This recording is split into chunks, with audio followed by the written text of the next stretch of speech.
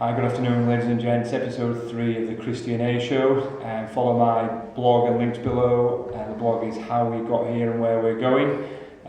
Today I'm sat with a young gentleman. Basically I'm out there to give you all some free content. As we all know from previous episodes, please subscribe to my channel.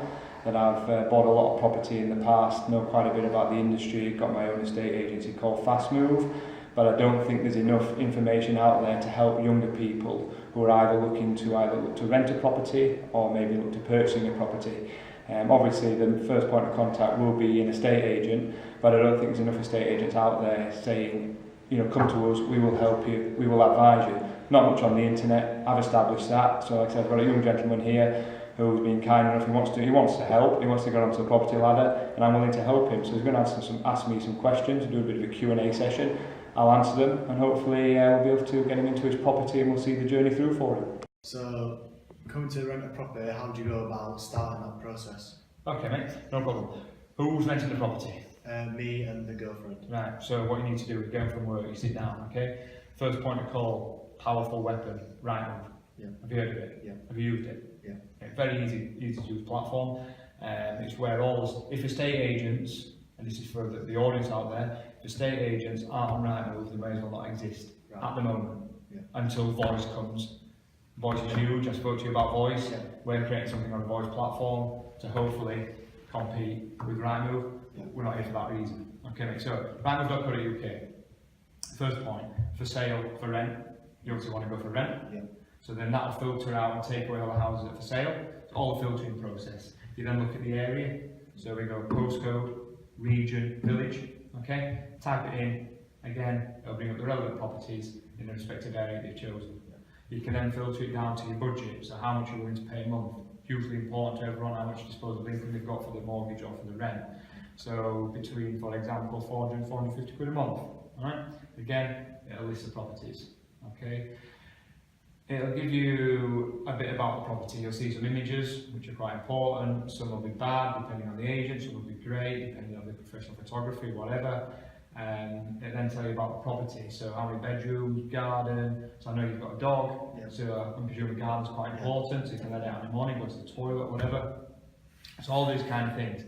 Then what I believe you should do is you and your good lady create a short list of properties. So maybe filter it down to 10, 6, whatever you think. And then ring the estate agent. They're the point of call, they've got the keys, book a viewing. Okay, so you just make a phone call. Again, I know it's going to be hard if you both work, hence the benefits of FastMove. We're open 7 days a week till 9 PM. Not every agent is. Yeah. So I know we spoke before late at night, you've not got success with everybody. So unfortunately, on your break or your lunch hour, you're going to have to just make a phone call to all the agents, kind of book a viewing, and they should fit and accommodate around you. Yeah. Okay? Attend the viewing, and then again, if it's something you like, you're going to go back, you're going to sit down with your missus, you're going to again probably go down from maybe 10 to 6 or 6 to 3. Yeah. You probably then go back for a second viewing. I did not mention, but I should. Some landlords, like myself, might be sceptical about pets. Yeah. Yeah. Which I'm sure you're going to be aware of. Yeah, so sorry, rewind the video. Ask the agent before you waste your time.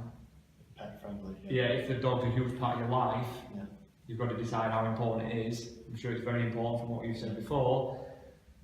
Ask the agent if they'll take dogs. And unfortunately, you're probably going to lose 80% of your audience there. Yeah. Straight away. Right. Because landlords, I'd take them, but I'd take them if I like the person. Yeah. So I'd sit down I'd say, right, estate agent, I'm the landlord, I own this house, I'm going to sit down with the tenant, I'm going to not interrogate them, I'm going to get into the ribs and see if I think that they are responsible. Yeah. And if I thought you're responsible, like I would take you and your good lady with a pet because I know that you respect the dog and you're responsible. So I'd take it. So you're going to walk it, it's not going to make a mess in my house. Yeah. Whereas others will just say, cat point blank, no. Okay, so first question is, do they take dogs? Yeah. Okay, so then we can rewind, we can fast forward into it. So, yes, Devon and I want that house. Yeah. Okay? They're probably going to want, the agent is going to probably want, or so they say, the landlord is probably going to want a month's rent up front, yeah, and a bond, Yeah. correct. Bonds generally, again, equate to a month's rent. Yeah. For example, it's 400 quid a month, you're probably going to need 800 quid Yeah. up front. Hell of a lot of money. Yeah. So again, I think myself as a landlord, if I like the person, Yeah. I can't say enough how much a good tenant is worth. A good tenant is worth 2,000-3,000 quid to me. Yeah. Okay, so what I would generally do sometimes is say, okay, I love the tenant, I love the full application, they both work, they're both solid, the credit files are great, so I'll take 50 quid a month bond until they pay it, because I understand that everyone's got 800 quid up front. Okay, I don't know if whoever else has that mentality or mindset, I'm not sure. Yeah. Alright, so you give them your month's rent, your bond, whatever that's decided upon, but your bond is obviously security. Yeah. That's what a bond is. And when you leave that property, that you will get that back, Right. providing you leave the property in the same state you received it. Yeah. Okay. So when you move into the house, what the agent should do is when you move into the property, is you should come round with you with like an inspection, it's like a tick sheet, Yeah. to set, and then you both agree to what standard you feel like the carpets are, any markings on the walls, anything like that. So then, obviously, when you leave, you've got something to cross-refer and prove. Yeah. They both have in a way. It's the landlord's protection. It's also your protection that you both agree how the property was and how you're leaving it are the same. And if, for example, you've put a hole in the carpet because your missus has dropped the iron, Yeah. you're going to have to replace the carpet. That's coming out your bond. Yeah. So that's the whole purpose of the bond. Right. Okay, but the bond should be held in a secure deposit scheme, like a DWP scheme, because it's not there for the landlord to spend and use to subsidise their bloody petrol bill or something like that. It should be kept by the agent. Yeah. So make sure you get all documentation referring to that. Right. Okay?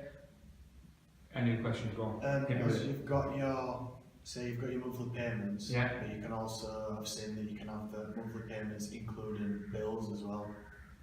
So say if it's £450, it could be, what, £580 with bills included in some Right. properties. Generally speaking, 95% of the time, it will be you pay the rent and you're responsible for your bills. Right. So it becomes a bit of an unfixed cost. It's not a fixed cost. It's a variable cost, the word I'm looking for, sorry. Right. So it's like a variable cost. So your council tax will always be the same, you're responsible for the council tax, the water, the gas, the electric, but the gas and electric, depending if the water's on the meter or not, but the gas and electric are just going to be on usage. Yeah.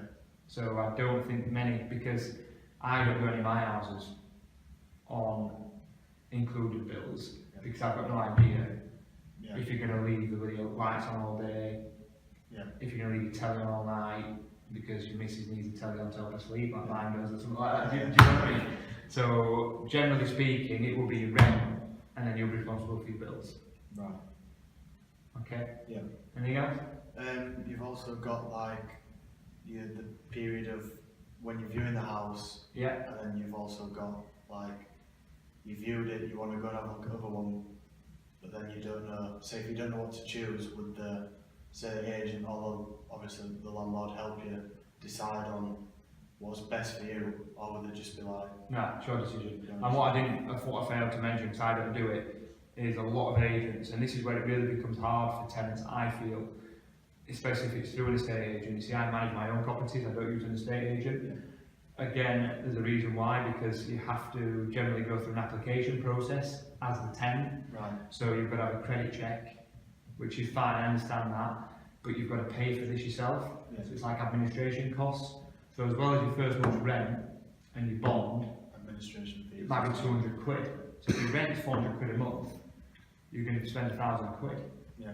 Because, and if your application's not successful, you don't get that money back. Right.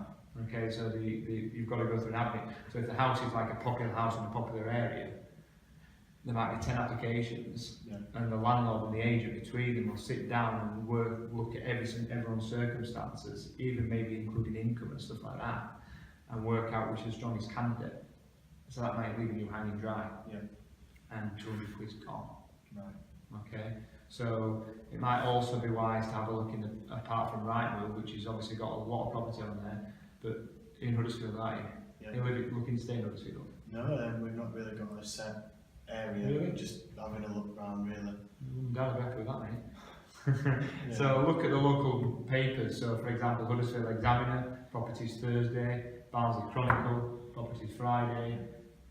People like me, I put my properties in the back of there Yeah. and advertise houses there. It's not through an estate agency. Right. Yeah. If that makes sense. Yeah. I mean, I put them through my own estate agency, but I don't do rentals. Yeah. Because then you might get away with having to pay the application fee. Yeah. Excuse me? Yeah. Because I think that's just money for nothing. But unfortunately, it's one of those things you might have to stomach. So going back to your initial question, until you put that application in and it's accepted, Yeah. that property will be available Right. to everybody, unless you get a favourable landlord who's happy to. What you're asking is, do they hold it for you? Yeah. Probably not, but they may do. Right. Okay, and if it's you're going to probably pick out a more desirable property than not, which is going to have the attention and the interest. Yeah. So they're going to have viewings anyway, so they're not going to be desperate that you take it because someone else is going to take it. Yeah. Okay, so that's that. Also, is it the term of the rent? Yeah. The contract. What's the? General process is you will sign a 6-month short hold tenancy agreement. Okay, Yeah. so it's called an AST, which is a 6-month contract. Then after that, it will go on a rolling Right. month by month contract. Yeah. Generally, again, they can get you to sign another 6-month AST where you're locked in for 6 months. But generally, it'll go on a rolling periodic month by month. By law, I understand that the landlord has to give the tenant 2 months' notice. Yeah. Okay, so they can't kick you out. It has to be 2 months for Yeah. you to find another roof over your head. Right. Okay, so always think of that. So that's another thing. As well as that, you've got, say if you've signed up to your 6 months, but then you would like to move, is it the same procedure giving you notice? You can, again, it depends on all ASTs are slightly different. You might have to give 2 months or just 1 month. Right. Statutory is 1 month, Yeah. but depending on the landlord, some have 2 months. Okay, always check that the landlord, obviously this is for safety and carbon monoxide issues and stuff like that, but the property's got a 12-month gas certificate, so the boiler should be serviced every 12 months. Okay, you should be left with like an A4 piece of paper from like a duplicate book, you know, and you get like a black copy, green, whatever. Yeah. You should have a copy there saying that that boiler has been signed off by a qualified gas safe engineer, not Corgi anymore like people seem to think, it's gas safe. Yeah. Okay, and that's signed off and it's done every 12 months. So not when you move into a property, it might be halfway through the 12-month period, so there might only be 6 months left on it, there might only be 3 months left on it, but make sure when it lapses, whoever is responsible for managing the property, whether it be the agent or the landlord, Yeah. are ringing you saying the plumber's coming in to renew it. Right. Safety is important, Yeah. especially when you're about family. Yeah. Give the rental value, ultimately it's down to meeting landlord's expectation of what they want for the rental of the property. But it's all generally the value of, it's the same as when you're selling a house, the value of a valuation coming to sell compared to valuation coming to rent. It's a similar model. It's going to be size of property and the area. You know, schooling has more of an impact, I feel, on the sale value rather than the rental value. Okay, but generally the area, the prestige of the area is down to the schooling as well anyway, so it's all got a knock-on effect, if that makes sense. So yeah, so the rental value is down to, and presentation inside as well. Yeah. Obviously, you know, if a landlord just bought a wreck, no disrespect to all the wrecks out there, landlord's bought a wreck, they put new bathrooms, new kitchens in, it's technology, you know, it's got Alexas everywhere for you, and it does everything, it's on remote lighting, you know, you can say Alexa switch off the lights or Alexa boil the kettle, which is coming. Follow my channel, I'll explain later. It's all happening, and if it's high spec, they're going to want more money because they've invested money to get money back. But when you see the houses, I will gladly look at them for you and say if I think it's overpriced or not. Because some landlords will be greedy and they'll try and get too much. Hopefully that they're going to find, no disrespect, a naive tenant that pays for the glitz and glam, and necessarily it might not be worth it. That makes sense? So, but generally speaking, they're all quite fair, but it is like answering your question, it's generally the size, the area, and the spec within. My opinion. What if I say to you where you want to go? Give me 2 villages, 3 villages. Robert Town and Kirkburn. Right. So how big? 2 bedroom. Terrace, semi-detached. Semi-detached. Okay. Garden. Off-road parking. No. Not bothered. About. Right. Kirkburn. For that. 3 bedroom, did you say? Sorry. 2 bedroom. Well, generally you won't get a 2-bed semi. In my opinion, so straight away that I don't think you've got to market. You'll get the odd one. It's generally going to be a terrace. Okay, without stereotyping. So it's going to either be a 3-bed semi or a 2-bed terrace. You can probably get a 2-bed terrace with 2 good sized double bedrooms. In Kirkburn, it's going to cost you about £550 a month. Do you agree? What you've looked at? So there you go. You don't need to look. So there is generally a trend. Someone's asking £6,500 for that. In my opinion, it's too much. However, if it's got your old-fashioned beams and it's got a lovely big back garden and it's got off-road parking and it's a kitchen diner, not just a kitchen, is it worth it maybe? If it's in a quiet location with lovely views. So that's that. And then the Robert Town. I think a bit cheaper. But Robert Town's nice as well. So that's in fact that's wrong. I'm doing Robert Town a disservice. I'd say they're very much of a muchness. There's 2 different areas there. One's on the sideways. But you know where you want to live, like mine. There's a few areas, but I'd say Robert Town's similar, but Robert Town's only small. So there's not going to be many wrong properties within that area. So I wouldn't target it too heavily if you wanted to go now. Because I don't think demand's going to be massive. I think we've got a few areas in mind, but it's just finding the right house. We're not bothered on the areas, the house mainly. Oh, is it? Okay. So you're going house first, area second? Whereas others would go area first, house second? Alright, that's fine. So, it just makes you searching, so generally speaking it's done on right, you do put your area in generally first and then work it down. We've had a look at like the certain areas, like we looked at obviously Wakefield, we've looked at Huddersfield, we've looked at Leeds, and the area isn't as a bigger factor as the actual house itself. I think as long as the house is nice and the area's okay, I think we'll be happy. Where do you work? I work in Fixby. Why are you going to live in Leeds? Just, it's to be out of the way of, obviously, moved out, mum and dad's house, and just to get away our own. So you don't want to knocking on your door when you see it? Don't want to walk around. We can just pop in when we want, no. Okay. Just think of travelling? Travel costs. Because where does Devon work? She works in Wakefield. Right, so if you both, would you share a lift? That would be a clever thing to do. No, because I'll go different from times. Different times. Right, so if you're both travelling from Leeds on a daily basis, your £400 a month rent might become £550 because you've extra fuel, depreciation in your car, tyres, brakes, all adds up. Right. So the further the way. Well, it's going to cost you more money. Yeah. However, if you want that city style living, if I was going to Leeds and I was your age, I'd look at a city centre apartment. Yeah. If you're wanting the trendy, cool experience on an evening. Yeah. Around the bars, going out for a bite to eat. I don't see any benefit to you going to live in Leeds in a village.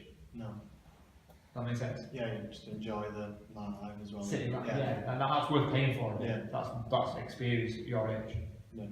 But if you just want a village, I'm not telling you where to live, mate, but stay around here.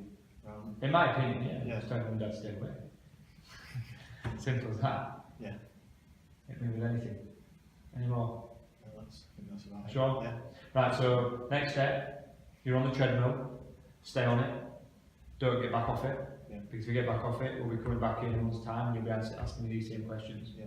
Alright, so go with missus next week, get a list of properties, okay, make some viewings. Yeah. Before your viewings, come back and see me. Yeah. Simple as that.